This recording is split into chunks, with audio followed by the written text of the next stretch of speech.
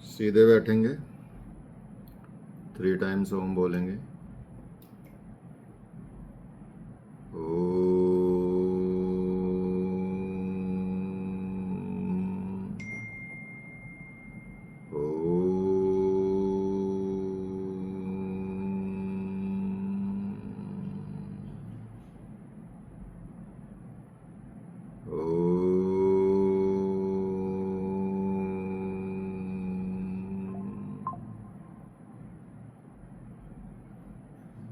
Relax. Gently open your eyes. चलिए, हरिओम। यहाँ पढ़ रहे हैं आप अष्टांग योग। अष्टांग योग के 8 अंगों में यम जो पहला अंग है, अष्टांग योग का पहला अंग है यम। और यम में 2 चीज़ें आप समझ चुके हैं, एक अहिंसा, दूसरा सत्य। तो सत्य के भी बता दें कि सत्य की जब प्रतिष्ठा हो जाती है, महर्षि पतंजलि जी ने यहाँ उल्लेख कर दिया है कि सत्य प्रतिष्ठायाम क्रिया फलाश्रयत्वम, अर्थात जब सत्य की प्रतिष्ठा होने लगती है या सत्य की प्रतिष्ठा हो जाती है, वो अच्छे से एस्टेब्लिश हो जाती है, तो विचारों में जो आपके विचार हैं, जो आपकी वाणी है, वो उसके अंदर एक फल दान की क्रिया शक्ति या फल दान की शक्ति आ जाती है। अर्थात ऐसा व्यक्ति जो कुछ भी बोलता है, जिसको जो फल देता है, वो फलित होने लगता है। मतलब उसकी वाणी में अमोघ शक्ति आ जाती है। जो बोलोगे कल्याण हो जाएगा। तो इस तरह से सत्य का पालन करने से सत्य की जो शक्ति होती है वो अपने अंदर निहित हो जाती है और आपकी वाणी में वो पावर आ जाती है, वो शक्ति आ जाती है कि आप जो बोलेंगे वो होने लगेगा। अब आता है अस्तेय। अस्तेय इसका 3रा नंबर आता है यम में, इसका 3रा नंबर आता है, ये 3रा यम है। इस्ते का मतलब होता है, इस्ते का मतलब हुआ कि स्वामी या जो मालिक होता है किसी वस्तु का, किसी पदार्थ का, तो स्वामी की आज्ञा के बिना और या अनधिकृत तरीके से किसी पदार्थ को अपना लेना, ग्रहण कर लेना ही इस्ते है। इस्ते हो गया ये। लेकिन इसके विपरीत क्या होगा? इसके विपरीत अस्ते हो जाएगा। अर्थात हम मन से, वचन से, कर्म से, हम तीनों से, ना मन से, ना वचन से, ना कर्म से, मतलब किसी का भी इन्वॉल्वमेंट नहीं चाहिए। ना मन से कुछ ऐसा काम करेंगे, ना वचन से कुछ ऐसा काम करेंगे, ना कर्म से ऐसा काम करेंगे। अर्थात मन, वचन, कर्म से जो पर द्रव्य है या पर वस्तु है, दूसरे किसी की चीज़ है या कोई भी ऐसा पदार्थ है, उसके प्रति हमारी लालसा नहीं होनी चाहिए, हमारी लालसा की प्रवृत्ति नहीं होनी चाहिए। और जैसे रखते हैं ना कि बुरी नज़र है किसी की धन पे, संपत्ति पे, कार पे नज़र लग जाती है फिर, ठीक है। यहाँ तक कि कोई खाना खा रहा तो उस पर भी बुरी नज़र रखते हैं कि भाई ये इतना बढ़िया खाना कैसे खा रहा, मुझे तो ऐसे मिल रहा दाल चावल रोटी, और ये पकवान खा रहा है। तो वो मन से आपने चुरा लिया बिना लिए उसकी, ठीक है। तो ऐसे भाव नहीं रखने। तो मन से, वचन से, कर्म से, दूसरे के लोगों की वस्तुओं में, दूसरों की वस्तुओं में हमको कोई लालसा नहीं रखनी चाहिए। उस प्रवृत्ति का त्याग करना, मन से भी त्याग करना, वचन से भी त्याग करना, कर्म से भी त्याग करना, उस प्रवृत्ति का त्याग करना ही अस्ते है। अर्थात जब हम किसी की वस्तु बिना आज्ञा के ले लेते हैं तो मनुष्य को उससे कष्ट होता है। आजकल आप लोग मोबाइल यूज करते हैं, छोटा सा उदाहरण है, एकदम बढ़िया वाला, सबसे ज़्यादा चलता है, ठीक है। अब मोबाइल यूज करते हैं, चलो मोबाइल तो बहुत दूसरी बात है, वो तो खैर यूज करने नहीं देते दूसरे का, तो छेड़ लिया तो बस हो गया काम, ठीक है। फिर तो हंगामा होना ही है कि तुमने मेरे बिना मेरा फ़ोन क्यों छेड़ा, ठीक है, देखा क्यों, वो तो चलो बहुत बड़ी बात है। आप चार्जर ही निकाल के अपने पास ले आओ बिना बताए, ठीक है, कुछ ज़्यादा करना नहीं है।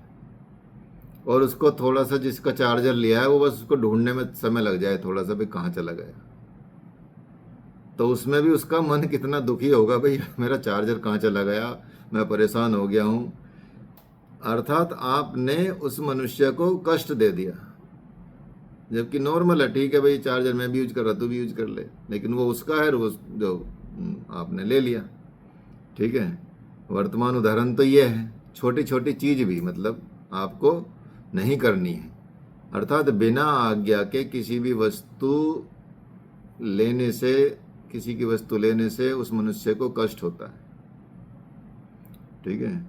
तो इसलिए पहले निर्देश देना पड़ता है, मतलब अगर जब ऐसी हरकतें होती हैं तो पहले ही निर्देश देना पड़ता है कि मतलब कि भाई देख, कोई भी इस चार्जर को यहाँ से हटाना नहीं, ठीक है, तो फिर यहाँ चार्ज कर लो, कोई बात नहीं।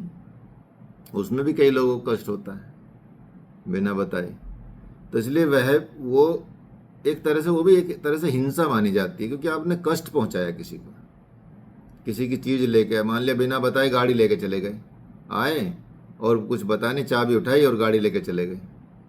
अब पता नहीं उसने क्या प्लानिंग बनाई हुई थी कि कहाँ जाना था, अर्जेंट जाना था, किसी उसमें जाना था, लेकिन आप ये स्कूटी, गाड़ी, बाइक जो भी है ऐसे चले जाते हैं लेके, कि घर की चीज़ है, उसकी चीज़ है तो कोई बात नहीं, लेकिन बता दो एक बार कि भाई मुझे ज़रूरत है, जाना है, तो फिर वो उनका ठीक है चले जाओ भाई, फिर बिना कष्ट के वो काम हो जाएगा और आपका आस्ते का पालन हो जाएगा, सिंपल सी बात है। तो वो भी हिंसा में आ जाता है। तो जब हम परद्रव्य वस्तु का अपहरण कर लेते हैं तो वो हिंसा में आ जाता है, और यदि नहीं करते तो वो अहिंसा में आ जाता है। इस तरह से हम अहिंसा का पालन ही करते हैं अस्ते के अंदर भी। अस्ते एक प्रकार का अहिंसा ही है, ठीक है, क्योंकि इसमें दूसरों को, मन को भी कष्ट पहुंचता है और हानि होती है इससे। इसलिए बताते हैं कि अस्तेयम नाम मनोवाक कार्य कर्म भी पर द्रव्येषु निष्पृश्यता, मतलब मन, शरीर और वाणी से दूसरों की वस्तु, दूसरों के द्रव्य की इच्छा न रखना, बिल्कुल इच्छा त्याग देना अस्ते है। सारे उपनिषदों में ये बात कही गई है, याज्ञवल्क्य संहिता में भी बात कही गई है कि मन सा वाचा कर्मण पर द्रव्येषु निष्प्रह अस्ते नीति संप्रोक्तम ऋषिभिज्ञ तत्वदर्शी भी। अर्थात मन, वचन और कर्म से दूसरों के द्रव्य की इच्छा न करना अस्ते है। सेम बात कही गई है, पहले सांडल्य उपनिषद में कही गई है, अब याज्ञवल्क्य संहिता में कही गई है, बिल्कुल सेम बात है। तो अलग अलग टाइम के अलग अलग ऋषियों ने, अलग अलग महान महापुरुषों ने इस पे बड़ा बल दिया है, इन सिद्धांतों पे, इसलिए हर जगह आपको मिलेंगे देखने में। महर्षि व्यास भी बोलते हैं, महर्षि व्यास बोलते हैं स्तेयम शस्त पर्वकम द्रव्यानाम परतः स्वीकरणम तत्प्रतिषेध पुनः स्पृश्य रूप मस्त्यमिति। बताते हैं कि शास्त्र निषिद्ध रीति से, शास्त्रों में जो निषिद्ध रीति है उससे द्रव्य के, दूसरे के द्रव्य को लेना स्ते है, और उसके विपरीत काम करना, उन वस्तुओं को किसी प्रकार का आपके अंदर राग ना हो, अर्थात लालसा ना हो, पाने की इच्छा ना हो, उससे आप आनंद ना होए, और पर द्रव्य में राग का प्रतिषेध कर देना ही वो अस्ते है। चाहे वो छोटी सी वस्तु हो, चाहे वो मिट्टी हो, चाहे वो सोना हो, चांदी हो, हीरा हो, मोती हो। ये तो चलो बहुत बड़ी बात होगी जहाँ मिट्टी की भी बात कर दी है कि मिट्टी भी आपको बिना पूछे नहीं लेनी चाहिए किसी की, मतलब ये दृढ़ निश्चय रखना चाहिए कि भाई अगर किसी की वस्तु है तो उसको सबसे पहले पूछना है, बिना पूछे उसको यूज करना ही नहीं है। ना मन से यूज करना, ना वैसे दृष्टि रखनी है नहीं है, कुदृष्टि नहीं रखनी है। ठीक है, अपने मन को एकदम पवित्र रखना कि भाई नहीं ये मेरी ही नहीं है तो मुझे जरूरत नहीं इसकी। अगर जरूरत है तो पूछ के ले लेता हूँ, चलो थोड़ी देर यूज कर लेता हूँ, बारिश हो रही छाता यूज कर लेता हूँ। और आप तो निकल गए छाता लेकर, उसका एग्जाम था वो भीग गया।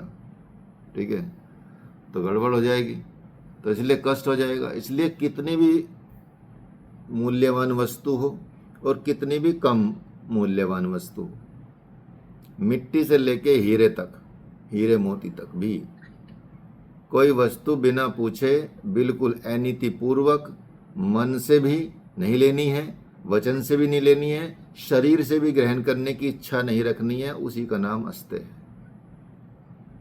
ठीक है, तो ये बड़ी सिद्धि है। कई बार हम चप्पल पहन लेते हैं औरों की, जैसे कहीं मंदिर में हो या कहीं भवन में हो, कहीं फंक्शन। हाँ, उससे भी दुख होता है लोगों को। चप्पल काफी कॉमन है।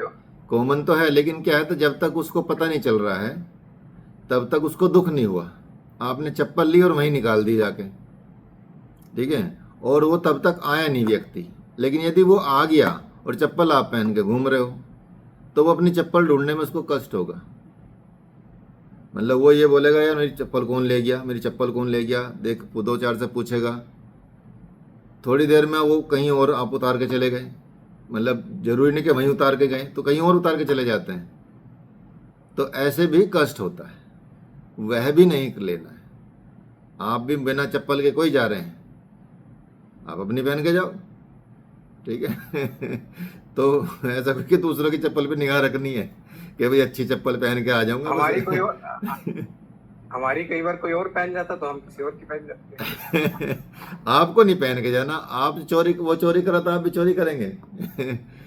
ठीक है, ऐसे कोई कि मैं चोरी करूँ, मैं भी चोरी करूंगा, मेरे पैसे किसी ने चुरा लिए मैं भी चुरा कर लाता हूँ किसी के। सर ऐसा भी होता है कि जैसे हम चप्पल पहन आते हैं तो ऐसा बोलते हैं कि किसी और की चप्पल घर में नहीं लानी चाहिए, ऐसा कुछ। हाँ, किसी और का तो कुछ भी घर में लाना चाहिए, विचार भी नहीं घर में लाना चाहिए मन से भी। ठीक है, यही तो बता रहे हैं। जब यहाँ मिट्टी से लेके और सोने चांदी हीरे जवाहरात तक की बात आ गई, तो मिट्टी तो सबसे छोटी बात मान लो, हर जगह मिल जाती है। ठीक है, मिट्टी से लेके बड़ी चीज तक भी, कुछ भी, चप्पल भी पैसों की आती है, पेन भी। जैसे बैंक में पेन उठा लेते ना साइड में, और वो बेचारा फार्म भर रहा था, बस मोहर लगाने गया था, फिर उसको साइन करने थे, और आपने पेन भर के अपना फार्म भरना शुरू कर दिया उसका उठा के। ठीक है, उतनी देर उसको वेट करना पड़ेगा, तो वो उसके मन में अच्छे भाव नहीं है तुम्हारे प्रति। वो बोलेगा यार इसने पेन ही उठा लिया, छोड़ के क्या गया। कितने पेन चोरी होते हैं आज सोचो। पेन तो छोटी चीज है, सब बांध के रखते हैं, फिर कैसी आदत डलवा दी है। बैंकों में पेन को बांध के रखना पड़ता है, जैसे बहुत बड़ी धन दौलत हो के, जो भैंसा है बांध के रखो, या भैंस है, गाय है। ठीक है, वो भी नहीं छोड़ते लोग पेन। यहाँ तक कि छोड़ो, कपड़ा नहीं होता बाइक वाइक साफ करने वाला गंदा, क्योंकि यहाँ तो साफ करने के लिए गंदा कपड़ा चाहिए ना, कि बेचारा टेबल साफ करे, कोई गंदा कपड़ा देना, टेबल साफ करनी है तो साफ करने के लिए कपड़ा गंदा चाहिए। ठीक है उससे सब चीजें साफ होती हैं। वो गंदा कपड़ा भी लोग निकाल लेते हैं बाइक से, वो भी चोरी है। और अगर ऐसा नहीं करेंगे तो उसकी सिद्धि बताते हैं आपको। अगर ऐसा कर लिया आपने, ये जीवन में ये नियम पालन कर लिया, तो उसकी सिद्धि बताते हैं महर्षि पतंजलि।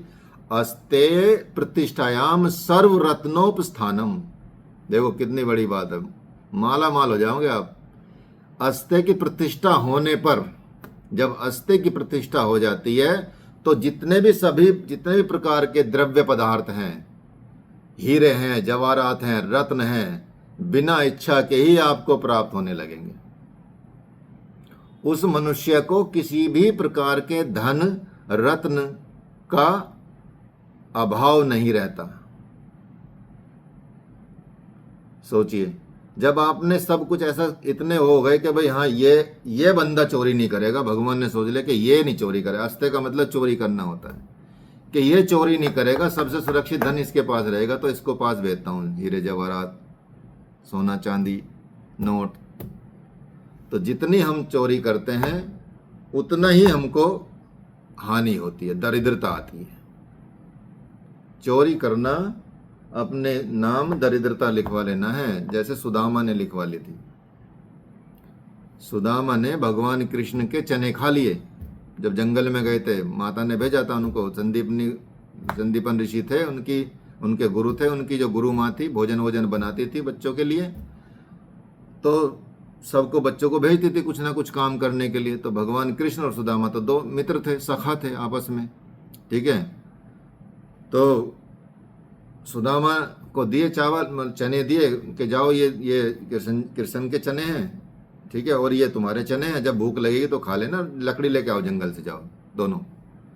तो जंगल से लकड़ी लेने गए, वहाँ बारिश होने लगेगी तो दोनों अलग अलग पेड़ पे चढ़ गए, नीचे पानी भरने लगा तो, ठीक है। अब अलग अलग पेड़ पे चढ़ गए, बारिश बहुत देर तक होती रही। अब सुदामा ने सोचा यार भूख लग रही, थोड़े चने खा लेता हूँ। अब सुदामा ने अपने चने खा लिए, ठीक है। भगवान को पूछा कि भगवान चने, उन्होंने कहा रख तू, मैं बाद में खाऊंगा, जब उतरूंगा तब खा लूंगा, रख। तो अब उसने अपने तो खा लिए, उसकी भूख मिटा ना। पंडित जी थे, वैसे भी पंडितों की भूख कहाँ मिटती है, ठीक है, पेट भरा रहता है, पेट में ज़्यादा चाहिए उसको। अब वो उसने सोचा है कि कृष्ण जी तो दूर बैठे हैं, कोई बात नहीं, शाम भी हो जाएगी, चलो एक आधा चना इसमें से भी निकाल के खा लेता हूँ। अब ऐसे ही एक चना, जैसे मान लिया चिप्स का पैकेट आपके हाथ में लग जाए आजकल के टाइम पे, चने को चिप्स बदल दीजिए, ठीक है, या कुरकुरे बदल दीजिए ठीक है, तो वो आपको पता भी नहीं चलेगा कब ख़त्म कर दिया आपने। वो इतना केमिकल ऐसा डालते हैं कि आपका मन करने लगता है, छोड़ने का नहीं मन करता, ठीक है। तो वो चने दो दो करके ऐसी करके पूरी पोटली खा गया भगवान जी की। अब भगवान जी ने देखा कि भाई ये निकला, भाई चने थे, अब जब बारिश बंद हुई क्या मेरे चने थे, यार तेरे चने तो मैं खा गया, मुझे भूख लगी थी। उसने कहा कि कोई बात नहीं, चलो ठीक है। भगवान जी ने बोला चलो कोई बात नहीं। अब वहाँ पहुँचे गुरु जी के यहाँ पे। अब गुरु जी ने को सारे कहानी बताई कि गुरुदेव ये मैंने इनके चने भी खा लिए, ये खा लिए। इनके ये तो तूने बहुत बड़ा पाप किया कि तूने अपने तो खा लिए, इनके भी खा लिए, तो चोरी कर ली तुमने। और चोरी करने का पता तुझे दंड क्या होता, तूने अपने जीवन में दरिद्रता लिखवा ली है। अब इसको कोई टाल नहीं सकता, भगवान ने चाहे माफ़ कर दिया हो तुझे, ठीक है, लेकिन प्रकृति का नियम है, वो किसी संत के प्रति अपराध किया हुआ या भगवान के प्रति अपराध किया हुआ, भगवान एक तरफ को भी माफ़ कर सकता है एक बात को, लेकिन प्रकृति माफ़ नहीं करेगी। इसलिए तूने जो ये काम किया ना, ये तूने अपने जीवन में दरिद्रता लिखवा ली, बस ये हो गया काम। अब ये बाद में ऐसा ही हुआ, सुदामा इतने गरीब हो गए, उनको 2 रोटी खाने को भी नहीं मिलती थी, और भगवान द्वारका चले गए और वो अपने गांव चले गए, वहाँ रह रहे थे, गरीब ब्राह्मण बहुत ज़्यादा। फिर तब जब ज़्यादा हर एक हालत ख़राब हो गई, तो उनकी पत्नी ने उनको बोला कि अपने मित्र के पास चले जाओ, वो तो राजा हैं वहाँ के, कुछ तो देंगे खाने को, ऐसे क्यों नहीं जा रहे। तो वो तो मतलब स्वाभिमानी थे, उनके नहीं वो मेरा मित्र है, मैं उसके सामने ऐसे क्यों जाऊँ, कुछ अगर थोड़ा काम वाम चलेगा तो थोड़ा मजबूत हो जाऊँगा जब जाऊँगा, ऐसे नहीं कि बिल्कुल एकदम। पहले तो वैसे तो कभी गया नहीं मिलने, और जाऊँ भी तो पैसे मांगने जाऊँ या मतलब वो करने जाऊँ, उनका नहीं जाओ। तो उनकी पत्नी ने भेज दिया उनको, कह रहे कि कुछ ऐसे तो खाली हाथ तो जाना नहीं चाहिए। तो उन्होंने कुछ गेहूँ या कुछ चावल दाने कुछ भून के मतलब लपेट के भेज दिए पोटली में, कि चलो ये दे देना भगवान को, कृष्ण जी को, अपने सखा को। बस गए द्वारका में जाते रहे, कपड़े फटे हुए, बड़े गरीब से, झोली टंगी हुई है। गेट कीपर ने रोक लिया, गार्ड ने, कि कहाँ घुसे जा रहे भाई साहब, कहाँ घुसे जा रहे हो। कहा जी मैं तो अभी मिलने आया हूँ भगवान जी कृष्ण से, वासुदेव जी से। कहा नहीं तुम्हारा क्या मतलब है उनसे मिलने का। कि मैं उनका मित्र हूँ, सखा हूँ। तो पहले इतने बेकार गार्ड नहीं होते थे, अच्छे होते थे, भगवान के गार्ड थे ना। तो उन्होंने सूचना भिजवाई कि जी ऐसा कोई सुदामा बता रहा है अपना नाम, और फटे फटे से कपड़ों में भगवान जी के पास सूचना भेजी। तो भगवान सिंहासन से ही नंगे पैर दौड़ दिए कि भाई मेरा दोस्त आ गया। और दोस्त आ गए, बस ऐसा जाके मिले, गले मिले, रोए धोए, बुलाया अंदर, उनके पैर धोए भगवान जी ने और लाए और उनके पैर प्रक्षालन किए, अच्छे से कपड़े से पोंछा, उनको बैठाया, खाना वाना खिलाया। तो भगवान जी ने बोला कि भाई ऐसा है, चल खाना वाना हो गया, बता भाभी ने दिया क्या है खाने को। तो कह रहे कि नहीं नहीं कुछ नहीं दिया। तो पोटली छुपाने लगे कि भाई इतना बड़ा महल में इनके पास इतनी चीज़ें हैं, तो मैं तो चने लाया हूँ, मैं तो ये मतलब गेहूँ भून के लाया हूँ, तो ये तो क्या खाएंगे इसमें। तो मैं तो और बेइज्जती हो गई मेरी तो, कि कुछ ऐसा भी नहीं लेकर आया जो बढ़िया हो, मिठाई विठाई कुछ ऐसा। तो पोटली छिपाने लगे तो भगवान ने ज़बरदस्ती फिर पोटली छीनी कि अच्छा दे नहीं रहा है, यहाँ दे पोटली दे। अब पोटली दे के देख कितने बढ़िया चने दिए हैं या कितने बढ़िया गेहूँ भून के दिए हैं भाभी ने। तो खाना शुरू कर दिया भगवान ने। एक मुट्ठी खा ली, फिर दूसरी मुट्ठी खा ली, अब तीसरी मुट्ठी खाने वाले थे, तभी उनकी पत्नी ने रोक दिया भगवान जी की कि क्या कर रहे हो प्रभु, 2 लोग तो पहले दे चुके हो आप, अब 3 लोग इसको दे दोगे तो हम कहाँ रहेंगे।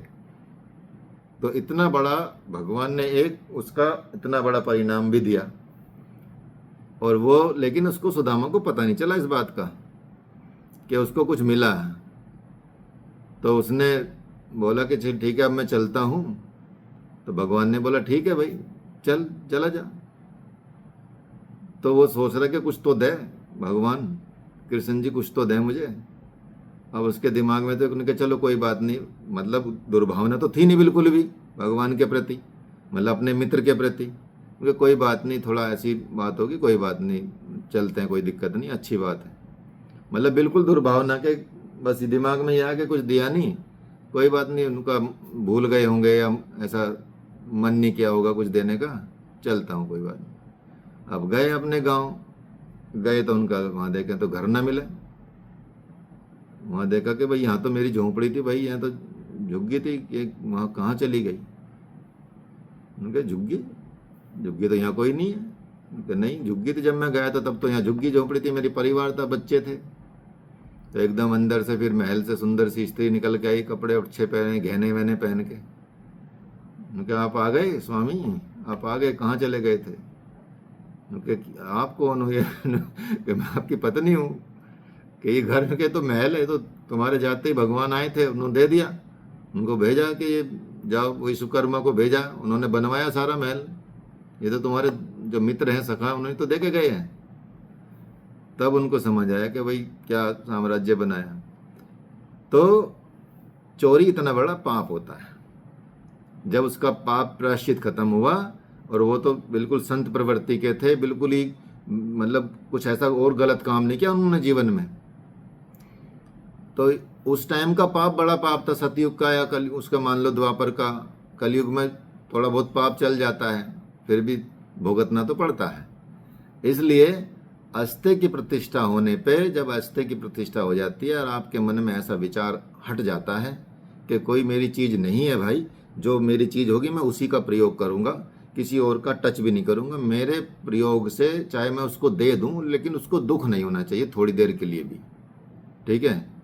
बता के करोगे तो बिल्कुल दुख नहीं होता। चप्पल भी मंदिर में पहन के जाओगे तो देख लो कि भैया भैया चप्पल किसकी है, मेरी है, तो मैं थोड़ी देर के लिए पहन के जाता हूँ, कि ठीक है चले जाओ। तो उसको लगेगा कि चलो भाई मैंने तो पुण्य कर दिया, किसी को चप्पल दे दी। और जब आप बिना पूछ के जाओगे तो बोलेगा कौन चोरी करके ले गया चप्पल। कितना बदलाव आ गया एक ही विचार में, सिर्फ पूछने से। एक में पुण्य हो गया, बोला कि मैंने पुण्य कर दिया, एक में कि कोई चोरी करके ले गया, चोर, ठीक है। 1 सेकंड में आप चोर ठहराए जाओगे। तो इसलिए ये होता है।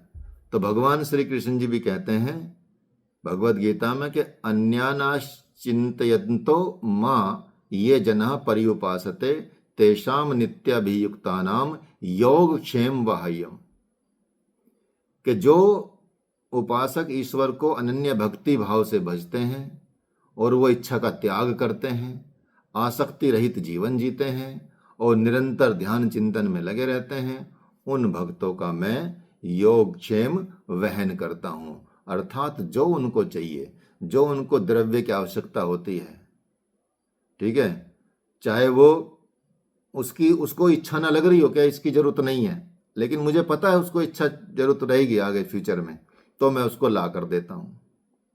और जो उसके पास पहले से ही है, जो उसके पास रहना चाहिए और जो पहले से ही है, वो मैं उसको रक्षा करता हूँ उसकी। और जो उसको नहीं चाहिए, जो उसके जीवन में दुख ला सकता है, ऐसी चीज कर सकता है, वो मैं वापस ले लेता हूँ। तो इसलिए ऐसे जो प्रतिष्ठित हो जाते हैं, ऐसे पुरुषों को किसी भी प्रकार के द्रव्यों की, भौतिक सुखों की, सुविधाओं की बिल्कुल भी कमी नहीं रहती, कोई अभाव नहीं रहता। तो ये वस्तु उनको उनकी इच्छा से पहले ही उपलब्ध हो जाती है। ठीक है ना। ये जैसे कि मैंने बताया आपको, स्कूटी ले जाने के लिए मैं चुपचाप स्कूटी की चाबी उठा के ले जा सकता था, लेकिन मैं संकोच कर रहा था कि भाई क्यों ले जाऊं, कि पूछता हूं यार। तो उसने पहले ही ला के दे दी, लो जी कि जरा चला के देखना भैया, नई स्कूटी लाया हूँ तो पहले ही मिल गया तो भगवान की बात यही सत हो रही है कि तुमने इच्छा नहीं की, ऐसे नहीं कि मतलब कुछ बिना बताए उठा के ले गया हूँ, तो बिना बताए उठा के, जबकि अपना मतलब सिस्टम ऐसा कि ले जा सकते हैं, कोई दिक्कत नहीं है। ठीक है। और वो कुछ भी नहीं बोलेगा, बल्कि खुश होएगा, फिर भी नहीं ले जा नहीं सकते। तो वो नियम का पालन जीवन में उतारेंगे तो चीजें छोटी छोटी भी बड़ी बड़ी घटनाएं में परिवर्तित हो जाती हैं, अर्थात अच्छा जीवन चलने लगता है। ये है अस्ते का। अस्ते का मतलब होता है चोरी ना करना किसी भी चीज, मनसा सर वाचा ऐसा भी कर्म। होता है, जी ऐसा भी बोलते हैं कि जैसे मनुष्य पाप कर्म जो कर रहा है और उसके पाप कर्म इतने बढ़ जाने से जो कलयुग की आयु है वो कम हो गई है, ऐसा। हाँ, वो तो है ही। वो तो तभी तो हो रहा है ऐसा। जल्दी जल्दी जल्दी पराकाष्ठा पहुंच जाएंगे तो बढ़िया है, खत्म हो जाएगा उच्च लेवल हाँ पे। सर, बोलते हैं कि ऐसे विनाश होगा, ये वो ऐसा। वो तो खैर युग परिवर्तन तो होता ही है, अब विनाश हो या बिना विनाश के हो। ठीक है। मतलब दिखेगा नहीं ऐसा परिवर्तन कि आपको बहुत ज्यादा प्रलय आ गई और डूब गए, सब मर गए, उस तरह से नहीं होता। बदलाव के डिफरेंट तरीके से होते हैं। ठीक है। धर्म का प्रचार शुरू हो जाएगा, बड़ी चीजें शुरू हो जाएंगी, लोग जो राक्षस प्रवृत्ति के हैं वो आपस में मर कटेंगे, लड़ मरेंगे, सब ऐसे ही हो जाएगा। लेकिन अभी तो बहुत ही, अभी तो छोटे लेवल पे ही है, बचपन में ही मान के चलो कलयुग को। सर वो चल रहा है ना भविष्य मालिका का, वो सारी प्रेडिक्शन है उसकी सारी सच हो रही है। हाँ, वो उन्होंने कुछ दिव्य दृष्टि होगी उसको वो तो आपकी भी सच होने लगेगी, थोड़ा योग में उतर जाओ आप भी सच करने लगोगे वो इतनी बड़ी बात नहीं है। ज्योतिष भी बहुत बड़ी बात है, सीखने अच्छे से पालन करोगे तो हो जाएगा। चलिए, ब्रह्मचर्य, बाकी उन चीजों पे ज्यादा ध्यान नहीं देना, अपने पे ध्यान देना है। ठीक है नहीं तो दिमाग ज्यादा खराब होता है।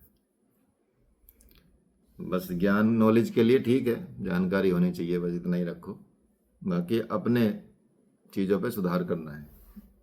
ब्रह्मचर्य अगला है, चौथा है ब्रह्मचर्य। तो योग के साधनों में यदि उपयोगिता के हिसाब से देखा जाए ना, मतलब सबसे ज्यादा इम्पोर्टेंट क्या है, उसका है ब्रह्मचर्य का पहला ही नंबर है। मतलब चाहिए चौथे नंबर पे आया हो, लेकिन वो योग साधनों में सबसे इम्पोर्टेंट है ब्रह्मचर्य का पालन करना, सबसे पहला स्थान है। तो ब्रह्मचर्य को मन में या मन को ब्रह्म में आचरण करना या ईश्वर के परायण बनाए रखना ही ब्रह्मचर्य है। अपने मन को ब्रह्म के आचरण में बनाए रखना, अर्थात ईश्वर को समर्पित रखना, ईश्वर परायण रखना, ये रखना ही ब्रह्मचर्य कहा जाता है। तो जैसे शास्त्रों में भी कहा गया है कि वीर्य धारणम ब्रह्मचर्यम, जो शरीरस्थ वीर्य शक्ति है उसकी अविचल रूप में रक्षा करना या धारण करना ब्रह्मचर्य कहा जाता है। ब्रह्मचर्य गुप्तेन्द्रिय पोस्थस्य संयम, गुप्त इंद्रियां, उपस्थ इंद्रियां, ठीक है, के संयम का नाम ब्रह्मचर्य है। याज्ञवल्क्य के संहिता में भी यही बात कही गई है कि कर्म न मनसा वाचा सर्वावस्थु सर्वदा सर्वत्र मैथुन त्यागो ब्रह्मचर्य प्रक्षते। योगी को मन से, वचन से, कर्म से, वाणी से सर्वदा मैथुन का त्याग कर देना चाहिए, क्योंकि मन, वाणी तथा शारीरिक चेष्टाओं से मैथुन की इच्छा का त्याग ही वास्तविक ब्रह्मचर्य है। जब ब्रह्मचर्य में प्रतिष्ठित हो जाता है इंसान, या ब्रह्मचर्य की सिद्धि हो जाती है, उसमें साधक के पास क्या शक्ति आती है वो बताते हैं महर्षि पतंजलि। बताते हैं ब्रह्मचर्य प्रतिष्ठायाम वीर्य लाभ। ब्रह्मचर्य की प्रतिष्ठा होने पे साधक को वीर्य लाभ होता है, अर्थात वीर्य लाभ का मतलब होता है तेज प्राप्त होता है, शरीर तेजस्वी बनता है, शरीर सुंदर बनता है, सुडौल बनता है, ठीक है, अपरिमित शक्ति सामर्थ्य प्राप्त होती है, ठीक है। जिन्होंने भी ब्रह्मचर्य का पालन किया है, बड़े बड़े राजा महाराजा रहे हैं, उनमें बल, शक्ति और बलिष्ठ और सुंदर ऐसे रहे हैं। महाराणा प्रताप का भाला यदि देखेंगे ना आप, 70 किलो का सिर्फ भाला भाला है, अभी भी रखा है दिल्ली में म्यूजियम में। 70 केजी का भाला, तो कैसे उठाते होंगे। आजकल 70 किलो 5 किलो की तलवार नहीं उठेगी आपसे, ठीक है, और वो उसको लेकर चलाते थे, फेंकते थे, तो कितने बलशाली होंगे। ऐसी महाराष्ट्र में कई ऐसे राजा मिले हैं, ऐसे मिले जो कई हाथियों का बल रखते थे। तो ऐसे तेज प्राप्त होता है साधक के शरीर में, तेजस्वी होता है उसका शरीर, सुंदर होता है और अनन्य शक्ति उसके अंदर आती है, सिद्धियां आती हैं, बलशाली हो जाता है, ठीक है। यह है ब्रह्मचर्य का लाभ, ठीक है, ठीक है। मैं जैसे कोई गृहस्थ में है तो उसके लिए भी है ब्रह्मचर्य करना है। ये वाला ब्रह्मचर्य नहीं, उसके लिए पत्नी के अलावा किसी और पे दृष्टि न रखना, वो ब्रह्मचर्य है। और पत्नी का भी तब जब आपको पुत्र प्राप्ति, संयम के साथ चीजें करना, ठीक है, वो ब्रह्मचर्य में आता है। गृहस्थ के लिए ब्रह्मचर्य का पालन डिफरेंट है, योगी के लिए ब्रह्मचर्य का पालन डिफरेंट है, ठीक है। पति पत्नी का सिस्टम अलग होता है, वो समाज में स्वीकृति है, इसलिए उसको धर्म पत्नी कहा जाता है। धर्म पत्नी, पत्नी वैसे ही नहीं, वाइफ, अंग्रेजी वाइफ नहीं है, she is my wife, you know, ठीक है। अंग्रेजों में ऐसा रहता है, फिर कुछ दिन और बाद कोई और बोलता है ना, she is my wife, previously his wife but now is my wife. धर्म पत्नी मतलब 7 जन्मों तक साथ रहती है, तो धर्म पत्नी का मतलब वो होता है। वहाँ धर्म की पत्नी नहीं है, वहाँ तो रिश्ते भी कानून में है, sister in law, father in law, सब कानून में है, समाज में नहीं है। कानून के अनुसार law, brother in law, sister in law, father in law, ठीक है, ये लॉ में है सब, ठीक है। यहाँ सब उसमें है, ससुर है तो ससुर की अपनी डेफिनेशन है, सास है तो उसकी अपनी डेफिनेशन है, चाचा है तो वो ऐसा नहीं कि सबको अंकल अंकल बोलने लगे, फूफा को भी अंकल, मामा को भी अंकल, चाचा को भी अंकल और दादा को भी अंकल बोलते हैं, ऐसा नहीं कि उसको दादा बोलेंगे, कोई बोलता है ग्रैंड पा, अलग बात है, ठीक है, लेकिन सब अंकल ही हैं रिश्ते में। तो इसलिए यहाँ के रिश्ते अलग हैं, वहाँ के रिश्ते अलग हैं। तो धर्म पत्नी है, धर्म पत्नी का बहुत महत्व है भारतीय शास्त्रों में, और पति का भी बड़ा महत्व है भारतीय शास्त्रों में। उसके अनुसार जीवन जीना ही ब्रह्मचर्य है।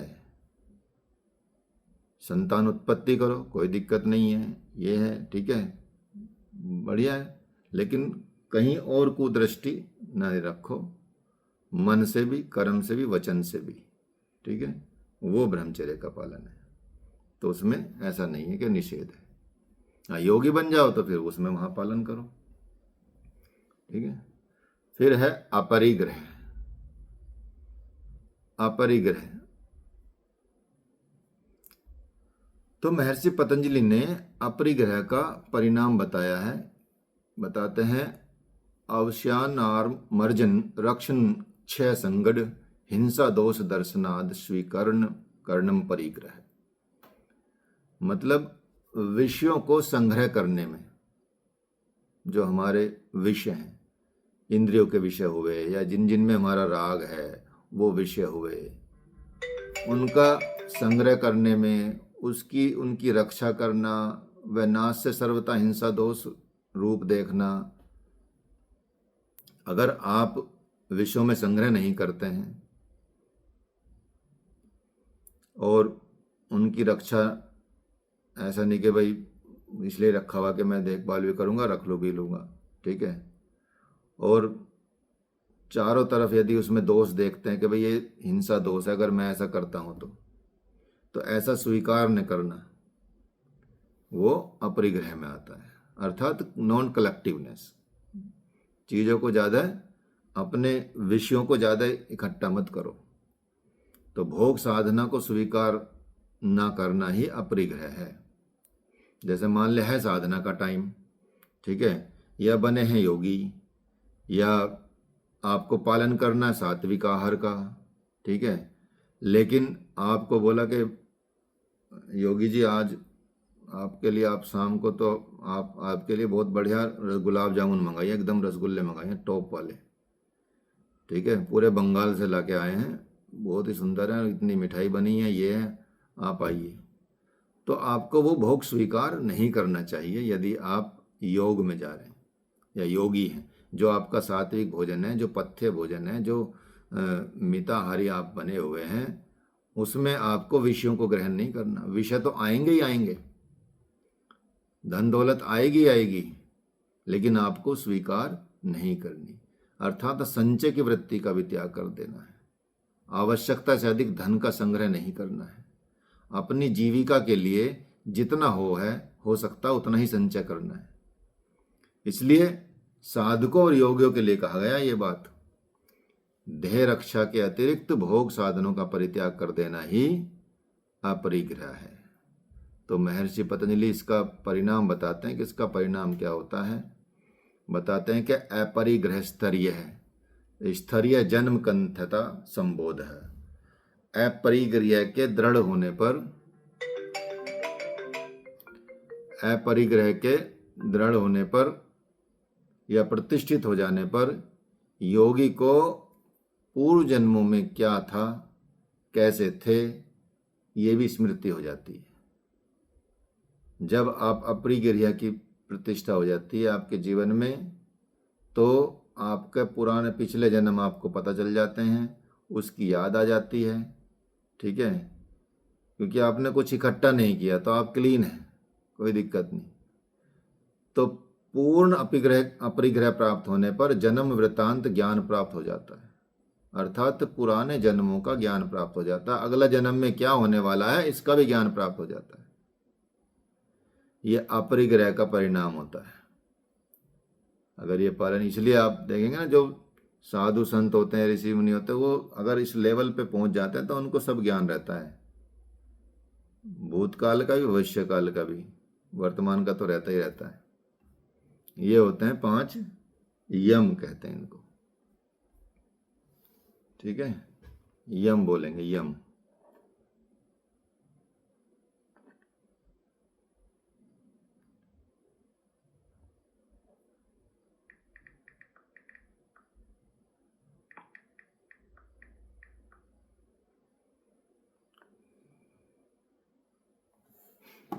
अब आते हैं नियम, ठीक है, दूसरा अष्टांग योग का दूसरा साधन नियम।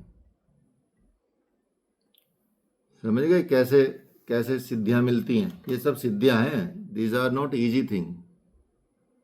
ये कहने में अहिंसा, सत्य, अस्तेय, ब्रह्मचर्य, अपरिग्रह है, लेकिन वास्तव में ये सिद्धियां हैं। इनमें सिद्धियां प्राप्त होती हैं यदि आप इनको ग्रहण करते हो, पालन करते हो, और ये परिणाम प्राप्त होते ही हैं क्योंकि इसके प्रत्यक्ष प्रमाण हैं। ऋषि महर्षि हैं, बड़े बड़े साधु संत हैं, ठीक है, जिन्होंने पुस्तकें लिखी हैं, वो हैं, सब हैं। तभी तो लंबे समय से ऐसे चलता आ रहा है। नहीं तो अगर ऐसा होता, नहीं होता इससे ऐसा, प्राप्त नहीं होता, तो बहुत सारे जो लोग लिखते हैं कि भाई मैंने ऐसा किया मुझे तो प्राप्त नहीं हुआ ऐसा। इसका मतलब सबको प्राप्त हुआ सेम चीज़, तभी वर्षों तक चली है। ठीक है, तभी चली है इस तरह, इस लेवल पे।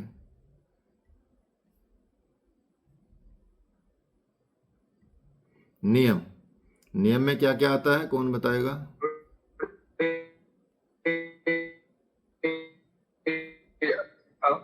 आवाज करिए, आप रिपीट करेंगे। हाँ सोच, संतोष, तप, स्वाध्याय, हाँ ईश्वर परिधान, ईश्वर हाँ, परिधान, ईश्वर प्रणिधान। हाँ नितिन जी क्या बोल रहे थे आप? परिधान। आपकी सर आवाज कट रही है थोड़ा वो आप बीच-बीच में। बता रहे थे ना कि देखा हुआ है, हाँ, प्रत्यक्ष, हाँ। वो वाला लाइन दोबारा बताओ। हाँ मैं ये बोल रहा हूँ कि ये प्रमाणों के आधार पर सिद्ध हैं ये चीजें, और तीनों प्रमाणों के आधार पर सिद्ध हैं।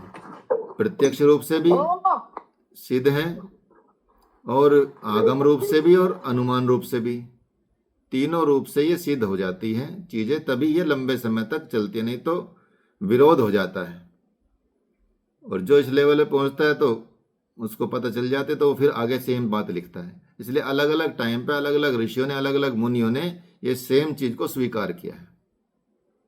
इसलिए ऐसा नहीं कि सिर्फ ये किताब में लिख दिया कहने के लिए है, लेकिन जो इसमें प्रतिष्ठित होता है उसके पास ये चीजें होती हैं। ठीक है, इसलिए आप देखेंगे नियम। अब जैसे वो अभी भविष्य की बता रहे थे ना, वंदना जी, वंदना बता रही थी भविष्य का, कि वो भविष्यवाणी करती हैं, तो हो सकता है अपरिग्रह की सिद्धि हो उसको। ठीक है, सेम ही तो है, वही तो बता रही है कि अगला भी जान जाते हैं, भूत भविष्य सब जान जाते हैं, यहाँ तक कि दूसरे का भी जान जाते हैं। जिसमें धारणा रख ली उसका भी जान जाते हैं। धारणा एक आएगा इसमें, धारणा वाला भी, कि आप किसी में धारणा रख जाओगे उसके मन की बात भी जान लोगे, क्या चल रहा मन में। ठीक है, तो ये है। तो नियम सोच, जैसे बताया इन्होंने, शौच, संतोष, तप, स्वाध्याय, ईश्वर प्रणिधान। तो यमों के साथ नियमों का पालन भी करना अति आवश्यक है। यमों में मानसिक भूमिका बहुत महत्वपूर्ण है। जो पहले हैं वो सोशल कंडक्ट मान लीजिए, ये सेल्फ कंडक्ट है, सोशल कोडिंग मान लीजिए, उससे समाज में बदलाव आता है। इनसे अपने अंदर बदलाव आता है ज़्यादा, अपने तो उसमें आएगा ही आएगा, लेकिन समाज देखने में आता है। आप सत्य का पालन करेंगे तो आप समाज का पे बहुत प्रभाव रहेगा। अहिंसा का पालन करेंगे तो समाज के ऊपर इसका इफेक्ट पड़ेगा। ब्रह्मचर्य का पालन करेंगे तो आप इतने सम्मानीय व्यक्ति दिखेंगे, भाई ये बहुत ही अच्छे आचरण वाला व्यक्ति है, इसका चरित्र अच्छा है। नहीं तो स्कूल वाले तो बना के दे ही देते हैं, चाहे character certificate, he is a good character. ठीक है, चाहे बिल्कुल भी अच्छा कैरेक्टर ना हो, फिर भी वहाँ लिख के दे देते हैं। ठीक है, तो सबको मिलता है वो। अब उन्हीं में सब क्रिमिनल भी होते हैं, उन्हीं में सब उल्टे सुलटे कांड करने वाले भी होते हैं, लेकिन गुड कैरेक्टर एक्सीलेंट लिख के देते हैं। His character is very excellent in this time, during this time. ठीक है, सबको वही मिलता है। किसी को भी वो ऐसा नहीं लिख के देते कि इसका बहुत बेकार कैरेक्टर रहा, इसने बहुत गड़बड़ मचाई है। ठीक है, तो ऐसा नहीं देते। लेकिन भगवान के यहाँ नहीं चलता ये कैरेक्टर सर्टिफिकेट, सिंपल सी बात है। तो वो आचरण दिखाई देते हैं। ठीक है, तो यमों के साथ आपको नियमों का पालन करना भी बड़ा आवश्यक है। और यमों की जो भूमिका है, यम जो है वो मानसिक रूप से बड़े महत्वपूर्ण है। तो मनुष्य को एक तरह से सामाजिक और बाह्य क्रियाओं में ये सामंजस्यपूर्ण बनाते हैं, मतलब एकदम उसको उसके साथ मिक्स करते हैं। और दोनों क्रियाओं में, सामाजिक क्रियाओं में भी और बाह्य क्रियाओं में भी और आंतरिक क्रियाओं में भी, दोनों में एक सामंजस्य स्थापित करते हैं, एक बैलेंस स्थापित करते हैं। तो नियम से मनुष्य का जीवन नियमित होता है, उसमें नियमन आता है। तो यम और नियम के साधक के लिए ये एक तरह से सामाजिक और वैयक्तिक उपलब्धि मानी जाती है। यम मतलब सामाजिक उपलब्धि और नियम मतलब वैयक्तिक, पर्सनल उपलब्धि, ये मान के चलिए। तो वेदों में यम और नियम के को बोला गया कि पक्षी की दो आंखों के समान है यम और नियम। जैसे पक्षी अपनी दोनों आंखों के कारण ही पंखों के समान, दो पंखों के समान मान के चलिए, आंख भी मान सकते हैं लेकिन पंख ज़्यादा इंपॉर्टेंट है यहाँ कहना, पंखों के समान है। जैसे उड़ने के लिए दो पंख चाहिए, एक पंख से काम नहीं करेगा, ठीक है। तो आकाश में विचरण करने के लिए उसको दोनों पंखों की आवश्यकता पड़ती है, इसलिए यम नियम, योगी को भी यम नियम का समान भाव से पालन करना अनिवार्य होता, दोनों का। ऐसा नहीं कि एक का कर लेगा एक का तो गिर जाएगा, योग प्राप्त नहीं होगा, ठीक है। तो इसलिए इसके साथ ही वो अपनी योग साधना के मार्ग में अग्रसर हो सकता है। तो इसलिए वैदिक मत के अनुसार नियमों में 5 नियमों का उल्लेख किया गया है। पतंजलि योग सूत्र में लिखा ही है, शौच संतोष तप स्वाध्याय ईश्वर प्रणिधानानि नियमः। शौच शब्द की उत्पत्ति जो होती है वो कह सकते हैं कि संस्कृत वर्ड ही है, तो कहाँ क्या प्रत्यय लगेगा क्या नहीं लगेगा उसमें हम ज़्यादा उसमें पढ़ते नहीं हैं, वो व्याकरण का काम है, लेकिन लिखने के लिए तो अण प्रत्यय लगने से होती है, ठीक है। पवित्रता और परिशुद्धि और सफाई, इसका मतलब ये होता है शौच का मतलब, पवित्रता, परिशुद्धि और सफाई। शौच से मतलब होता है शारीरिक शुद्धता, शारीरिक पवित्रता, शारीरिक परिशुद्धि, शारीरिक सफाई, साथ में मानसिक परिशुद्धि, मानसिक पवित्रता, मानसिक सफाई मन के, ठीक है, और वाचिक, जबान भी गंदी ना हो। बोलते ना इसकी बड़ी गंदी जबान है, ठीक है, ऐसे कोई कि उसने जबान पे कूड़ा रखा हुआ है लेकिन बोलता गंदा है इसलिए गंदी जबान है, ठीक है। ऐसा नहीं कि वो मुंह नहीं धोता है या साफ नहीं करता, कुल्ला नहीं करता कि इसकी जबान गंदी है, ऐसा कोई होता है। वचन उसका जो भी बोलता है गलत ही बोलता है, ठीक है। कोई बोला कि काली जबान का है, कोई बोला कि इसकी बड़ी गंदी जबान है, ऐसे बोलते हैं, ऐसा बोलते हैं कि बड़ा मन का बड़ा बेकार आदमी यार, बड़ा गंदा मन का आदमी, ठीक है। मन में इसके मलिनता भरी रहती है, इसके दिमाग में भूसा भरा रहता है कुछ ना कुछ। तो मन से भी, शरीर से भी और वचन से भी हमको शुद्धि करनी है, अपनी वचनों की भी शुद्धि करनी है, शरीर के तो करनी ही है, शरीर का करेंगे तो हल्का होएगा, चीज़ें बढ़िया होंगी। और बाकी इसमें ध्यान रखना कि जो निंदा करते हैं, किसी की बुराई करते हैं, किसी के उसी में लगे रहते हैं चुगलीखोरी में, उनका संग भी नहीं करना चाहिए, वो भी गंदगी ही है, वो आपके दिमाग में गंदगी डाल के भेजेंगे, ठीक है। माइंड वॉश कर देते हैं कई लोग तो ऐसा, ठीक है, जाके फिर घर में झगड़ा ही होता है। तो ऐसा नहीं करना चाहिए, किसी की चुगली नहीं करनी चाहिए, किसी को सीक्रेट सी चीज़ें नहीं खोलनी चाहिए, ये सब गंदगी तो है। तो शौच या शुद्धि को दो तरह से आप कह सकते हैं कि बाह्य शुद्धि जिसमें शारीरिक और वाचिक शुद्धि होती है, और आंतरिक शुद्धि जिसमें मानसिक शुद्धि होती है। तो बाह्य शुद्धि जिसमें शारीरिक शुद्धि आएगी और वचनों की शुद्धि आएगी। आपो अस्मान मातरः सुंदयन्तु घृतेन नो घृत्व पुनंतंत। बोलते हैं शारीरिक शुद्धि के अंतर्गत सत्याचरण से मानव व्यवहार की शुद्धि होती है, विद्या और तप से पंच महाभूतों की शुद्धि, ज्ञान की शुद्धि होती है, बुद्धि की शुद्धि होती है, और शारीरिक शुद्धि पवित्र जल से स्नान के द्वारा होती है या जल की क्रियाओं से होती है, अंदर से, शरीर के अंदर से भी शुद्ध करते हैं। इसलिए शारीरिक शुद्धि के लिए जल बहुत उपयोगी वस्तु है, रोगनाशक है, पुष्टिकारक है, ब्रह्मचर्य में सहायक प्राणों को धारण करने वाला है, मतलब एक तरह से माता पिता के समान है जल, ये मान के चलिए, जल के बिना जीवन नहीं है। तो शारीरिक शुद्धि में जल का बड़ा महत्वपूर्ण है, बिना जल के शारीरिक शुद्धि नहीं हो सकती, ठीक है। सैनिटाइजर से भी नहीं हो सकती, कभी आप सोचो सैनिटाइजर से हो जाता है, ठीक है।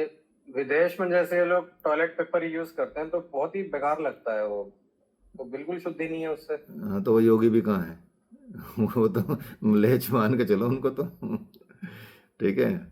अभी अभी एक वो एपिसोड आया था ना, ये आपका आपकी अदालत में कैलाश भाई साहब आए थे, रजत शर्मा का एक आपकी अदालत आता है, उसको देखना उनका एपिसोड आपकी अदालत वाला। उसमें उन्होंने ये खुल के बोला कि हाँ, अंग्रेज तो करके धोते भी नहीं है और वो 200 साल हम पे राज करके चले गए वो तो पहुंचते ही हैं, ऐसे ऐसे लोग हैं अंग्रेज। ठीक है, तो मतलब नेशनल टीवी पे उन्होंने बोला ये सेम बात। यहाँ तक कि अब तो होटलों में, यहाँ जो आप देखें ना एयर सिटी में जो होटल बने, जितने 5 स्टार होटल बने हैं, ज़्यादातर में जेट नहीं लगाया उन्होंने, स्प्रे करने वाला। ठीक है, टिश्यू पेपर कॉपी रखे मारते हैं।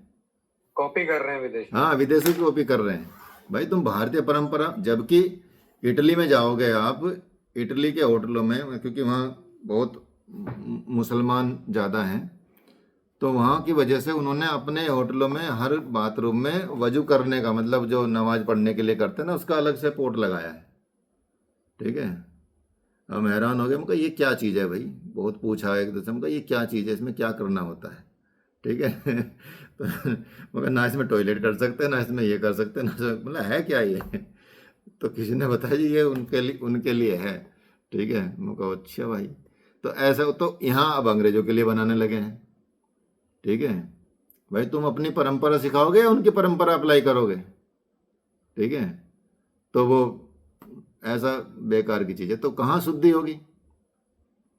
उनके यहाँ तो बर्फ़ पड़ती है 6-6 7-7 महीने तक, पानी को टच नहीं कर सकते, वहाँ ऐसे डेवलप हुई होगी। ठीक है, गंदगी जो भी है कि भाई पानी ही नहीं है तो क्या करें, और पानी है तो बड़ा ठंडा।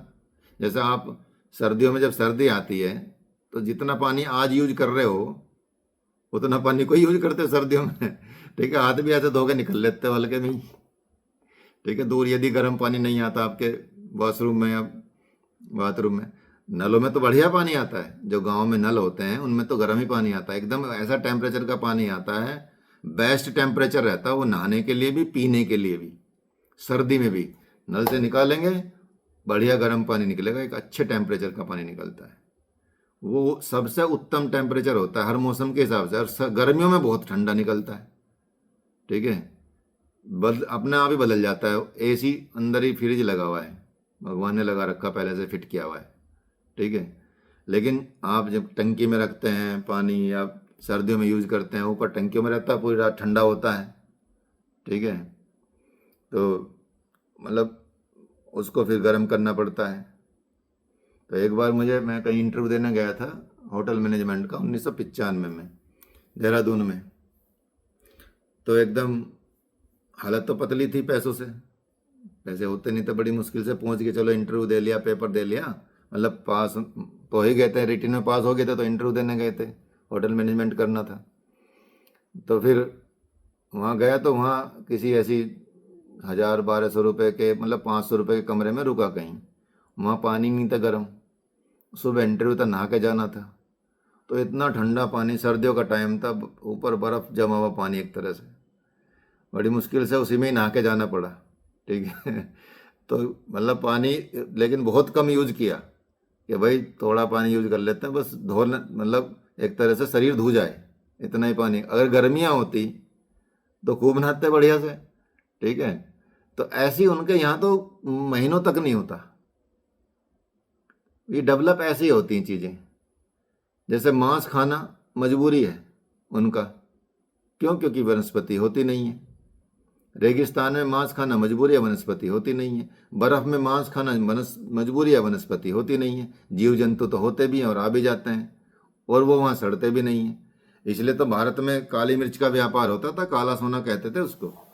वहाँ मसाले ले जाते थे, 6-6 महीने तक काली मिर्च के और मसालों से वहाँ का मांस भी सुरक्षित रहता था 6-6 महीने।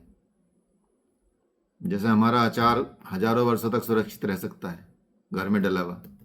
ठीक है, मसाले तो होते हैं उसमें, और एक विधि होती है प्रॉपर तरीके से। तो वहाँ 6-6 महीने तक ऐसे रखते थे, तो वो मांस खाते हैं, वनस्पति है नहीं। यहाँ तक कि साइबेरिया में जो घोड़े होते हैं वो भी मांस खाते हैं। अब यहाँ तो कहावत इंडिया में है, घोड़ा घास से यारी करेगा तो खाएगा क्या, साइबेरिया में जाके मांस खाएगा, ठीक है। बताओ उत्तर में। तो साइबेरिया में घोड़ों ने भी अपनी आदतें बदल ली, सोचो, वो भी मांस खाने लगे। तो इस तरह से परिस्थितियां बदल जाती हैं। इसलिए उनको हम क्यों अपनाएं भाई वो चीज़ जो उनके पास है, वो चीज़ें, वो तो उनका तो विकास नहीं हुआ, ठीक है। अब तो पैसा लेके चले गए यहाँ से, भारत से सारा तो विकास कर ही लिया उन्होंने। अब तो हम एकदम डाउन में हैं, इसलिए उनको फॉलो करते हैं। बाकी संस्कृति में आज भी यदि अपनाई जाए तो हम आज भी सबसे ज़्यादा मजबूत हैं। हम, उनके पास ये किताबें नहीं होंगी, उनके पास क्या चीज़ें सिखा रहे हैं वो नहीं होगा एक भी। इसलिए वो सारे स्कूल जो RYS के होते हैं, रजिस्टर्ड योग स्कूल होते हैं, योग अलायंस के, वो हैं पूरी दुनिया में स्कूल, लेकिन ज़्यादातर अंग्रेज यहाँ सीखने आते हैं, हरिद्वार ऋषिकेश में, ठीक है। तो 200 घंटे का कोर्स होता है, 300 घंटे का, 500 घंटे का होता है, वो हम भी कराते हैं। तो वो सब वहीं से आते हैं, क्यों? क्योंकि हाँ, भारत में उनको असली चीज़ें मिल सकती हैं थोड़ी बहुत, इसलिए वो हर साल रिपीटेशन कर करके कुछ कुछ सीखने आते रहते हैं। तो शरीर की शुद्धि बहुत ज़रूरी है, और वचन की शुद्धि के अंतर्गत आएगा आपका सत्य का आचरण करना, स्पष्ट व्यवहार करना। वाणी को पवित्र करने के लिए आपको क्या करना चाहिए? मंत्रोच्चारण करना चाहिए, शुद्ध शब्दों का उच्चारण करना चाहिए, ऐसे करना चाहिए, ठीक है। तो आप अपनी वाणी से उनका उच्चारण कराओ, मंत्रों का उच्चारण कराओ। जैसे सुबह बताया, सुबह उठते ही आपको कराग्रे वस्ते लक्ष्मी, कर मध्य सरस्वती, कर मूले तो ब्रह्मा, प्रभाते कर दर्शनम, ठीक है। ओम समुद्र वसने देवी, पर्वत स्तन मंडिते, विष्णु पत्नी नमस्तभ्याम, पादस्पर्शम क्षमस्वमेव। ऐसे अपने दिन की शुरुआत करनी चाहिए। फिर गुरु मंत्र बोलना चाहिए, फिर ऐसे करके आप शुरुआत करें, ठीक है। तो जो आपके देव हैं उनका मंत्र बोलना चाहिए। ऐसे हर काम को करने से पहले दिन में 5 वक्त ऐसे होते हैं जिसमें आपको मंत्र का उच्चारण करना ही चाहिए, भगवान का नाम लेना ही चाहिए। पहला, जब सुबह उठें आप, ये तो मैंने अलग बताया, जब 5 मंत्र बता रहा हूँ, ये नियम का पालन करना अगर जीवन में उतार लिया तो बहुत चीज़ें जो दुर्घटनाएं होने वो बच जाएंगी, ठीक है। ज़्यादातर जैसे सुबह उठेंगे तो पहला, यदि कुछ भी मुंह के अंदर जा रही कोई तत्व, पानी सपोज, तो पानी पीने से पहले भगवान का स्मरण करें, कोई मंत्र ऐसा याद कर लें, जैसे ओम सहनावतु सहनो भुनक्तु सह वीर्यम करवावहै तेजस्विनामधीतमस्तु मा विद्विषावहै, ये कर लें, ठीक है। या गणेश जी का मंत्र कर लें याद, वक्रतुंड महाकाय सूर्यकोटि समप्रभा निर्विघ्नं कुरु मे देव सर्वकार्येषु सर्वदा। गुरु का मंत्र याद कर लें, कोई भी, मतलब कोई भी ऐसा भगवान का मंत्र पढ़ें सबसे पहला खाना खाते समय, पहला पानी पीते समय, ठीक है। और उठने पे जब किया आपने, और सोते समय, जागते समय, सोते समय, घर से बाहर निकलते समय, बाहर निकलें तब पहले मंत्र पढ़ लें, और घर में प्रवेश करने के बाद, क्योंकि जब आप बाहर जा रहे हैं तो आपको नहीं पता बाहर क्या हो रहा है, आप अनभिज्ञ हैं, आपके साथ क्या होना क्या नहीं होगा आपको जानकारी नहीं है। लेकिन आप यदि भगवान का बल लेकर चलते हैं तो बहुत सारी मुसीबतें वैसी टल जाती हैं। और आने पे भी आपको घर के अंदर क्या पता क्या नहीं है, क्या सिस्टम है, क्या है। आजकल तो फ़ोन है, पता चल जाता है, लेकिन फिर भी हर चीज़ नहीं पता चलती कि आओ पहले फ़ोन पे बताने की बात नहीं है, घर आओ अभी बताते हैं, ठीक है। तो इस तरह से, तो वो आने के समय, जाने के समय, ठीक है, पहला खाना, पहला पीना और सोना, ठीक है। ऐसे करके 5 बार या 6 बार आप मंत्रों का उच्चारण कर सकते हैं, तो आपकी वाणी में शुद्धता अपने आप ही आ जाएगी, वाणी शुद्ध होने लगेगी, व्यवहार शुद्ध होने लगेगा, सत्य का आचरण होने लगेगा, मधुर भाषी हो जाएंगे आप। तो मधुर भाषा के द्वारा भी आप वाणी की शुद्धि कर सकते हैं। किसी को चिकड़ा कर न बोलें, चिल्ला कर न बोलें, गुस्से में न बोलें, हर बात का साधारण शब्दों में भी उत्तर दें तब भी चलेगा, ठीक है। तो इसलिए योग साधना में जो साधक हैं उनको वाणी की शुद्धि करना उनके लिए बहुत आवश्यक है, अत्यंत आवश्यक है। तो ये शरीर और वाणी की शुद्धि करना है। ठीक है, बिना शरीर की शुद्धि के आप जहाँ देवी देवताओं का वास है वहाँ नहीं जा सकते। जैसे मंदिर नहीं जाते आप बिना नहाए के, मंदिरों में देवी देवता रहते हैं, अपने शरीर में देवी देवता रहते हैं, किचन में देवी देवता रहते हैं, अग्निदेव रहते हैं, जल देव रहते हैं, ठीक है, औषधि के देव रहते हैं, ठीक है, ऐसी कई देवी देवता किचन में विराजमान रहते हैं।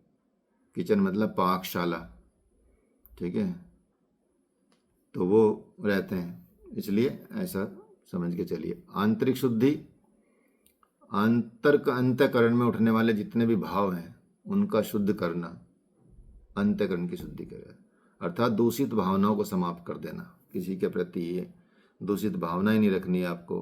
पवित्र मानसिक भावनाओं को जागृत करना है। और पवित्र मानसिक भावनाएं कैसे जागृत होंगी? सत्संग से। सत्संग सुने, अच्छे विचार करें, मतलब आपस में भी सत्संग कर सकते हैं। ठीक है, आपस में भगवान के बारे में जान सकते हैं। कोई पुस्तक पढ़ रहा है उसके बारे में जानिए, सत्संग कीजिए। ठीक है, साधना कर सकते हैं, प्राणायाम से भी आपकी आंतरिक शुद्धि होती है, ध्यान से भी आंतरिक शुद्धि होती है। तो ये आंतरिक शुद्धि ऐसे करनी होती है। सर सत्संग से हम वो भी कर सकते हैं जो हमारी किस्मत में नहीं लिखा होता है, तो वो भी हम पा सकते हैं क्या सत्संग करके? हाँ, किस्मत में तो वो लिखा होता है ना जो प्रारब्ध में है। अब बदल तो आप सकते हैं ना आगे वाले कर्मों को, अपने हाथ में, बताया था ना, आप बदल सकते हैं। किस्मत में तो होता तो वो तो मिलता ही है, ठीक है, लेकिन आप बदल सकते हैं। आपको तभी तो वरदान दिया हुआ मनुष्य को, इसलिए तो शक्ति है मनुष्य जन्म में। आप अपने हिसाब से चीज़ें बदल सकते हो, आप भगवान को डिगा सकते हो। अब मृत्यु तो सत्यवान की भी हुई थी ना, सावित्री ने वापस ला दिया ना अपने कर्म से, पति को वापस ले आई। ठीक है, जबकि किस्मत में तो मृत्यु थी उसके। ठीक है, जैसे चलो ये आंतरिक शुद्धि के बाद छोटी सी कहानी बताता हूँ। तो जो धर्म में कमाया धन है, कर्मों, सात्विक खान पान से मानसिक शुद्धि होती है। और मानसिक शुद्धि ईर्ष्या, अभिमान, घृणा आदि से मन में मैल आता है। तो इस तरह से इनको दूर करना जरूरी होता है। तो सोच का फल क्या होता है? सोचस त्वांग जुगुप्सा पर संसर्ग है, अर्थात सोच या पवित्रता के पालन से अपने अंगों में वैराग्य और दूसरों से संसर्ग न करने की इच्छा होती है, अर्थात वैराग्य की प्राप्ति होती है। और फालतू की चीज़ों में पढ़ने में मतलब, क्योंकि इसके सिवा सोच के अंतःकरण से शुद्धि होती है और चित्त जो है वो एकाग्र होता है, मन में प्रसन्नता होती है, इंद्रियां वश में होती है और आत्मदर्शन की योग्यता आती है। सोच इसके अंतःकरण की शुद्धि से। ठीक है, तो जैसे कर्मों की बात बता रहे थे ना, आप कर्म मतलब बदल सकते हैं क्या?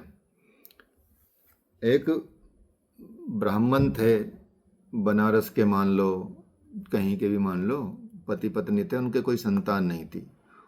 तो उन्होंने भगवान शिव की पूजा की और भगवान शिव की पूजा करके वो बड़ी तपस्या की उन्होंने। तो भगवान शिव आए दर्शन देने कि बोलो बेटा क्या चाहिए। तो ब्राह्मण ने कहा कि ये हमारे कोई संतान नहीं है, हमको संतान दे दो। तो उन्होंने कहा कि दो ऑप्शन है तेरे पास, तेरी किस्मत में क्योंकि संतान नहीं है और क्योंकि तूने बहुत ज़्यादा पूजा पाठ की है, इसलिए मैं संतान दे रहा हूँ। ठीक है, क्योंकि तूने मुझे प्रसन्न किया है इसलिए तुझे संतान मिलती है। अब दो तरीके हैं, एक तो या तो संतान ले लो लंबी उम्र वाली, जो लंबी उम्र वाली संतान रहेगी वो कुपूत जैसा रहेगा, मतलब बड़ा परेशान करेगा जीवन में तुम्हें, लेकिन वो जिएगा बहुत। ठीक है, वो 100 साल 70 साल 80 साल जी सकता है, लेकिन तेरे किसी काम नहीं आएगा, तुझे बचपन से ही परेशान करेगा, कुकर्म करेगा वो जीवन में आके। एक तो ऐसा तेरी किस्मत में दे सकता हूँ मैं है। एक ऐसा कि वो जिएगा सिर्फ 5-6 साल। ठीक है, लेकिन वो बहुत ही उत्तम बालक होगा, उसके जैसा बालक नहीं होगा कोई जल्दी से। अब निर्णय करके बता दो अपनी पत्नी से पूछ के। तो उन्होंने कहा कि भगवान बात करी उन्होंने पत्नी से कि देखो ऐसे ऐसे बोल रहे हैं भगवान, तो अब क्या करें बताओ, ये दुख भी और सुख भी है, क्या चक्कर है ये मतलब बड़े उम्र का माने 5 साल बाद फिर दुख हो जाएगा, मर जाएगा 5 साल में। तो उन्होंने कहा ठीक है भगवान आप ऐसा करो, 5 साल वाला दे दो, कम से कम जितना जिएगा हमको सुख तो दे के जाएगा, और उसका इतने बड़े लंबे उम्र का क्या करेंगे हम, वो तो जब हमको दुखी देगा तो खुद भी दुखी रहेगा जीवन भर। क्या आप ऐसा करो मुझे हमको 5 साल वाला ही दे दो, कोई बात नहीं। उनका ठीक है तथास्तु, जाओ। अब 5 साल वाला मिल गया उनको पुत्र, अगले मतलब पुत्र पैदा हो गया कुछ समय बाद। अब वो पैदा होते उसकी चिंता शुरू हो गई पंडित की, जैसे जैसे दिन गुजरते जा रहे वैसे वैसे वो काउंट करता जा रहा कि भाई अब तो 4 दिन गुजर गए, 5 दिन गुजर गए, 5 साल में से कम होते जा रहे, सिंपल सी बात है। अब वो इतने कम होते जा रहे हैं तो वो चिंता आ गई उनको, वो तो लास्ट 4 साल हो गए, अब अगला ये साल लास्ट वाला बचा है। अब उसने चिंता शुरू कर दी, तो लोगों से पूछने लगा कि क्या करूं क्या करूं क्या करूं क्या करूं। तो लोगों ने बोला कि ठीक है भाई ऐसा कर, किसी ने पंडित जी ने बताया, कोई बड़े साधु आए, संत आए कि भाई ऐसा कर, तू गंगा किनारे बैठ जा, इसको लेकर पूजा पाठ करनी शुरू कर भगवान की, और इस लड़के को तू सड़क पे खड़ा कर दे वहीं ऊपर, तू यहाँ बैठा रहे और पूजा करता रहे, और लड़के को कर दे सड़क पे खड़ा, सड़क पे खड़ा कर दे, बस जो भी आए वो उनको प्रणाम करे, बस पैर छू के, कुछ नहीं करना उसको, बस प्रणाम करता रहे। तो ये कर तू इसके साथ। एक साधु ने बताया ये बात संत ने, तो उसने वही किया। अब वो जो भी आए रास्ते में, चाहे वो पशु आए, पक्षी आए, जीव आए, जंतु आए, मनुष्य आए, साधु आए, संत आए, सबको वो प्रणाम करता, ठीक है, सबको प्रणाम करता। ऐसे ही उसको वर्षों बीत गए, मतलब वर्ष नहीं, मतलब पूरा साल होने वाला था कंप्लीट, अब बचे होंगे मुश्किल से 4-5 दिन, ठीक है। अब 4-5 दिन बचे। अब 4-5 दिन में वो उधर से सप्तऋषि गुजरे, 7 ऋषि, ठीक है। तो उन्होंने उसके भी पैर छुए, अब सप्तऋषि थे, तो सप्तऋषि ने बोला बेटा चिरंजीवी भव। अब वो चिरंजीवी भव बोलते ही वो जो उसका पंडित बाप था वो निकल के आया जी कि बाबा महाराज महाराज बहुत बहुत धन्यवाद आपका, कि आपने इसको चिरंजीव का वरदान दिया है। अब ये आपके हाथ में है, क्योंकि इसका 2-4 दिन बाद मृत्यु होने वाली है। भगवान शिव ने खुद बोला हुआ आके, उन्हीं से पैदा हुआ था ये, उन्हीं के आशीर्वाद से। अब चिरंजीवी आपस में, वो जो सप्तऋषि से आपस में घबराने लगे, बात करने लगे, भाई ये कैसा आशीर्वाद दे दिया हमने, ये तो वैसे भी भगवान का दिया हुआ वरदान है, ये तो मिट नहीं सकता, कि अब क्या करें, ये जी आपने आप तो चिरंजीवी का वरदान दिया है, अब तो देखो अब क्या आपके हाथ में ही है, अब तो आप जो भी करना आपको करो। उनके ठीक है भाई चल कोई बात नहीं, तो ऐसा कर ये बच्चा हमको दे दे, हम इसको ले जाते हैं और इसका देखो इंतजाम करते हैं, तेरे पास से तो फिर भी चारा है 4-5 दिन में। उनके जी ठीक है ले जाओ। अब ले जाके वो सबसे पहले ब्रह्मा जी के पास चले गए, ठीक है, ब्रह्मा जी के पास गए और सप्तऋषि पीछे रहे और बोला कि जाओ प्रणाम करो ब्रह्मा जी को जाके। अब ब्रह्मा जी को प्रणाम किया, उन्होंने भी ये वह चिरंजीव भव। अब सप्तऋषि बोले प्रभु बहुत बहुत धन्यवाद, आपने हमारा संकट हर लिया है, ये बच्चा इसकी सिर्फ 4 दिन की उम्र रह गई है, 3-4 दिन की रह गई है, तो आप ये समझो गए, ये तो भगवान शिव ने आशीर्वाद दिया हुआ ये 5 साल जिएगा, और ये 5 साल होने में इसके सिर्फ 3-4 दिन रह गए। क्या बात कर रहे हैं? उनका हाँ, उनका तो हम अब आपने क्योंकि बोल दिया तो अब आपके हाथ में है, आप इसको रखो, हम तो चल रहे हैं। अब उन्होंने सप्तऋषि ने डंडा मतलब छोड़ दिया उनके पास, छोड़ दिया घड़ा भगवान ब्रह्मा जी के पास। अब ब्रह्मा जी विचार करने लगे क्या करें भाई क्या करें। अब ब्रह्मा जी बोलने लगे कि भाई ऐसा है, अब वहीं चलता हूँ जिन्होंने दिया है, ठीक है। तो वो ले गए शिव जी के पास। अब शिव जी के पास ले गए उसको। अब वहाँ उन्होंने बोला कि जा जा प्रणाम कर, पैर छू के। अब वो उनके पैरों में गिर के प्रणाम किया। भगवान ने बोला चिरंजीव है, ब्रह्मा जी ने कहा प्रभु हो गया काम, मेरा तो हो गया निस्तारा, उद्धार हो गया, क्योंकि ये बच्चा तो सिर्फ 5 साल का, और अब इसको 2-3 दिन ही बचे इसके जीवन में, ज़्यादा टाइम है नहीं। कि अच्छा कौन है ये बच्चा? कि ये तो आपके आशीर्वाद से हुआ, उनका ब्राह्मण का और ब्राह्मणी का बच्चा है, ये आपने इसको 5 साल की उम्र दी थी। कि अच्छा अच्छा, क्या हाँ हाँ, तो ये बताओ भाई, ठीक है, अब तो उनका इसको मैं तो आपको छोड़ के जा रहा हूँ, कर लो आप इसको जो करना है। उसने भगवान ने कहा, शिव जी ने, अच्छा ठीक है छोड़ दो, कोई बात नहीं, करते हैं विचार इसका, ठीक है। अब अपना वचन तो हम हारी नहीं हो सकते, हमारा जो आशीर्वाद था वो तो फलेगा ही फलेगा। तो भगवान शिव ने उनको बोला, बच्चे को, बेटा ऐसा कर, यहाँ एक वो बना, शिवलिंग बना, और शिवलिंग बना के बैठ जा, और जब तक तेरी मृत्यु का लास्ट टाइम आता है तब तक तू ऐसा कर, महामृत्युंजय मंत्र का जाप करता जा। महामृत्युंजय मंत्र तब दिया भगवान शिव ने उनको, ठीक है, पहली बार। तो महामृत्युंजय मंत्र जपते रहे वो, और आ गया आखिरी दिन आ गए, तो अचानक से भाई आ गए यमराज, भगवान यमराज जी आ गए। तो यमराज जी अपना बोलने लगे, अब चलो बेटा तुम्हारा काम पूरा हो गया। तो वो उन्होंने मारा अपना अपना जो फेंकते हैं। तो भगवान शिव ने बोला, रुक जा भाई, क्या चक्कर है? अगे जी प्रभु आपको प्रणाम है, बच्चे का जन्म वो टाइम आ गया, 5 साल की उम्र थी, 5 साल की उम्र पूरी हो गई।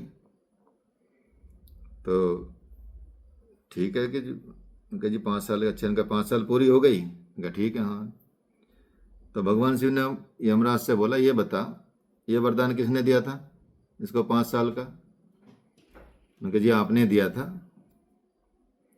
तो जो समय की कैलकुलेशन होगी वो तेरी होगी या मेरी होगी? उनके जी ये तो आपकी होगी। तो उनका मेरा एक दिन कितने का होता है? उनके जी ब्रह्मा के 100 दिन आपका एक दिन होता है, और ब्रह्मा के 100 दिन तो मतलब करोड़ों वर्षों के होते हैं। तो आपका एक दिन हुआ, अब बताए एक दिन का 1 साल का कितना हुआ? उनके जी तो अरबों खरबों दिन साल हो जाए, करोड़ों साल हो जाएंगे। उनके तो 5 साल मेरे वही हैं। ऐसा नहीं कि 5 साल तेरे हैं, ये 5 साल मेरे हैं, तो मेरे 5 साल इसका जीवन में कभी कुछ बिगड़ेगा नहीं, ये अमर है, चिरंजीव है। और वो है मार्कंडेय ऋषि बने बाद में। तो मार्कंडेय ऋषि चिरंजीवी कहे जाते हैं। अब देखो, जिनको 5 साल की उम्र मिली थी, उनके कर्म से, उसके प्रणाम करने से ही उसकी 5 साल की उम्र भगवान ने चिरंजीव बना दिया उसको। सोचो, मतलब कभी मृत्यु ही नहीं होगी, हर युग में रहेंगे। जैसे चिरंजीवी 8 है ना, ऐसे। तो ये होता है परिणाम, समझ गए नहीं? कर्मों से आप बदल सकते हो, उदाहरण है। चलिए, आज के समाचार समाप्त।